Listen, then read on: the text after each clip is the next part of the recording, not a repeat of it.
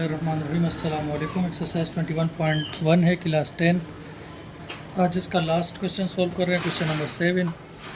ठीक है, सवाल हमारे पास है 3x³ minus 2x² minus 16x plus 20 divide में है x माइनस 2 और फिर है x प्लस 2 है। ठीक है, आपको मैंने बताया था कि हमारे पास जब इस तरह की कंडीशन आएगी, जब इस पे पार्शियल फ्रैक्शन को अप्लाई करेंगे तो हमारे पास नोमिनेटर हमेशा छोटा और डिनोमिनेटर हमेशा बड़ा होना चाहिए। इसको देखें तो इसका डिनोमिनेटर बड़ा है, 3x³ है, और यहाँ पर हमारे पास x से मल्टीप्लाई होगा तो क्या हो जाएगा x²। तो ऊपर वाली वैल्यू बड़ी है, नीचे वाली वैल्यू छोटी है, तो इनको सबसे पहले डिवाइड करना पड़ेगा। ठीक है, तो सवाल लिख देते हैं 3x³ minus 2x² minus 16x plus 20 divide में आप देखें a minus b a plus b किसके बराबर होता है, a² माइनस b²। 2 के ऊपर स्क्वायर लेंगे तो कितना हो जाएगा 4।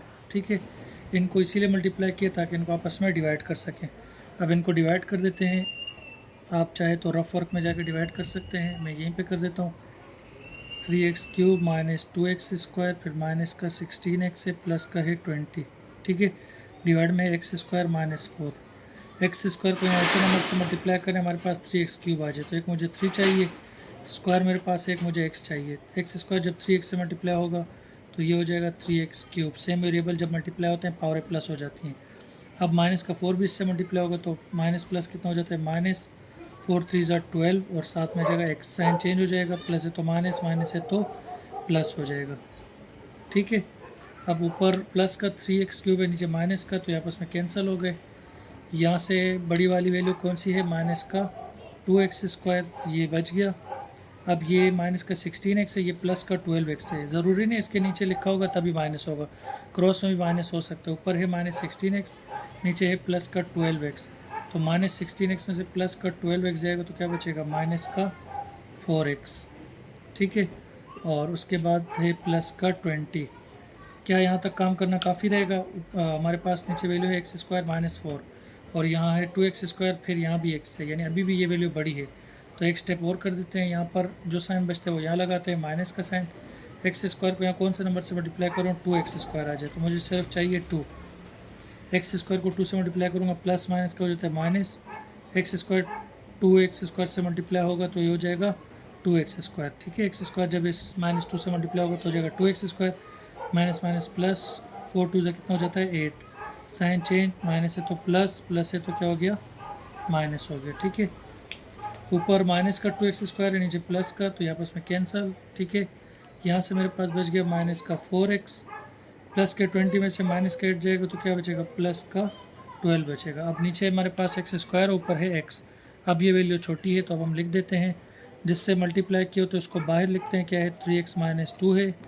जो डिवाइड में बचते हैं, डिवाइड में क्या बचा 4x प्लस 12। ठीक है, और डिनोमिनेटर हमारे पास जो जिससे डिवाइड किए होते हैं वो वैल्यू वैसी रहती है, x² माइनस 4। ठीक है, पार्शियल फ्रैक्शन अप्लाई करना है तो इस 3x माइनस 2 को इग्नोर करेंगे, इन दोनों को देखेंगे तो मेरे पास क्या आ जाएगा 4x प्लस 12। डिवाइड में मुझे फैक्टर बनाने पड़ेंगे पार्शियल फ्रैक्शन अप्लाई करने के लिए। ठीक है, तो देखें a² माइनस b², 4 जो है वो 2 के स्क्वायर में ब्रेक हो सकता है, किसके बराबर होता है a प्लस बी और a माइनस बी के। a x है और b क्या है 2 है हमारे पास। ठीक है, जिस तरह हमने ऊपर किया था वैसे हमने दोबारा से कर दिया। अब हम यहाँ लिख देते हैं अप्लाई पार्शियल फ्रैक्शन।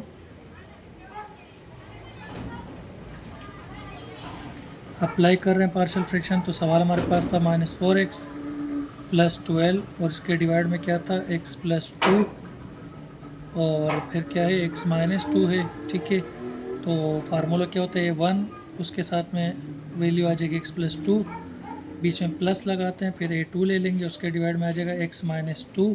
ठीक है, जब भी दो फ्रैक्शन प्लस होते हैं तो क्या करते हैं, माइनस का 4x प्लस का 12 वैसे ही रहेगा, डिवाइड में हमारे पास क्या है x प्लस 2, उसके बाद है x माइनस 2 है हमारे पास। ठीक है, तो जब भी दो फ्रैक्शन आपस में क्या होते हैं प्लस होते हैं तो हम डिनोमिनेटर को आपस में मल्टीप्लाई करवा देते हैं, तो क्या है x प्लस 2 है, फिर है x माइनस 2 है। ठीक है, a1 अपनी जगह पर है, x माइनस 2 इस तरफ डिवाइड में, सामने जाके हो जाएगा मल्टीप्लाई में। ठीक है, डिनोमिनेटर्स को आपस में मल्टीप्लाई करते हैं और क्रॉस मल्टीप्लाई करवाते हैं, बीच में प्लस का साइन आएगा, a2 है हमारे पास, x प्लस 2 वहाँ डिवाइड में था, यहाँ के क्या हो जाएगा मल्टीप्लाई हो जाएगा। ठीक है, यहाँ तक हमने काम कर लिया। अब दोनों तरफ अगर हम देखें डिनोमिनेटर सेम है, x plus two x minus two यहाँ भी है, x plus two x minus two यहाँ भी है, तो डिनोमिनेटर्स आपस में कैंसिल हो गए। मेरे पास बचा माइनस का 4x प्लस का 12 is equal a1 x minus two और प्लस a2 और यहाँ से क्या बचा हुआ है x प्लस टू। ठीक है, यहाँ तक हमने काम कर लिया। अब मुझे a1 मालूम करना है तो a2 को ज़ीरो करना पड़ेगा। तो a2 को ज़ीरो करने के लिए यहाँ x की जगह पे माइनस का 2 पुट करना पड़ेगा। तो मैं लिख देते हैं put x is equal to -2, x की जगह पे -4 अपनी जगह पर है, x की जगह पे हम लगा रहे हैं -2 plus 12 is equal a1, x की जगह पे हम लगा रहे हैं -2 फिर -2 अपनी जगह पर है प्लस a2, x की जगह पे हम लगा रहे हैं -2 प्लस का 2 अपनी जगह पर मौजूद है। यहाँ तक हमने काम कर लिया। अब देखें माइनस माइनस प्लस 4 2 से कितना होता है 8 प्लस 12 -2 कितना हो जाएगा -4 a1 प्लस 2 में से 2 जाएगा 0 0 8 2 से मल्टीप्लाई होगा तो ये हो जाएगा 0। 12 और 8 कितना होता है 20 और यहाँ पर मेरे पास है 4 a1। मुझे a1 की वैल्यू मालूम करनी है। 12 अपनी जगह पर, 20 अपनी जगह पर है, -4 या मल्टीप्लाई में, सामने जाके हो जाएगा डिवाइड में, 4 1 4 4 5 20 और माइनस प्लस हो जाता है माइनस। इस तरह से हमारे पास a1 की वैल्यू आ गई। a2 निकालने के लिए a1 को ज़ीरो करना पड़ेगा और यहाँ पर x की जगह हमें क्या पुट करना पड़ेगा 2। ठीक है, -2 मौजूद है, जब हम प्लस का 2 पुट कर देंगे a1 ज़ीरो हो जाएगा। तो -4 अपनी जगह पर है, x की जगह पे हम लगा रहे 2 प्लस 12 इज इक्वल a1 फिर आ जाएगा 2 -2 अपनी जगह पर है प्लस a2, x की जगह पे हम लगा रहे 2 फिर 2 अपनी जगह पर है। ठीक है, 4 2 से कितना होता है 8 प्लस माइनस माइनस 12, 2 में से 2 जाएगा 0 0 जब a1 से मल्टीप्लाई होगा 0, 2 और 2 प्लस करेंगे 4 हो जाएगा और a2 से मल्टीप्लाई होगा तो ये हो जाएगा 4a2 प्लस 12 में से माइनस का 8 जाएगा तो क्या बचेगा प्लस का 4 और यहाँ पर हमारे पास है 4a2। हमें a2 की वैल्यू मालूम करनी है। ये 4 अपनी जगह पर है, ये यहाँ मल्टीप्लाई में, सामने जाके हो जाएगा डिवाइड। a2 की वैल्यू मेरे पास आ जाएगी 1, 4 1 ज़ा 4 4 1 ज़ा 4 कट गया आपस में, डिवाइड में 1 लिखने में नहीं आता। ठीक है, तो हमारे पास बच गया 1। अब हम आंसर लिख देते हैं। हमारे पास एक वैल्यू तो क्या आई थी 3x माइनस 2। ठीक है, उसके बाद हमारे पास a1 क्या आया था माइनस का 5। ठीक है, प्लस लगाते हैं लेकिन प्लस माइनस माइनस हो जाएगा, a1 आया था 5, उसके डिवाइड में हमारे पास क्या आ जाएगा x प्लस 2 आ जाएगा। ठीक है, फिर प्लस दूसरी वैल्यू है 1, a2 कितना है 1 है, उसके डिवाइड में आ जाएगा x माइनस 2। इस तरह हमने एक्सरसाइज 21.1 के तमाम सवाल, 7 सवाल थे, 7 के साथ हमने सॉल्व कर दिया। उम्मीद करता हूँ कि आपको समझ आ गए होंगे। बाकी सवाल इंशाल्लाह नेक्स्ट वीडियो में बनाएंगे। अगर आपको सवाल समझ में आ गए हैं तो वीडियो को लाइक कर दें, चैनल को सब्सक्राइब कर दें। मिलेंगे नेक्स्ट वीडियो में, तब तक के लिए इजाज़त दें। अल्लाह हाफिज़।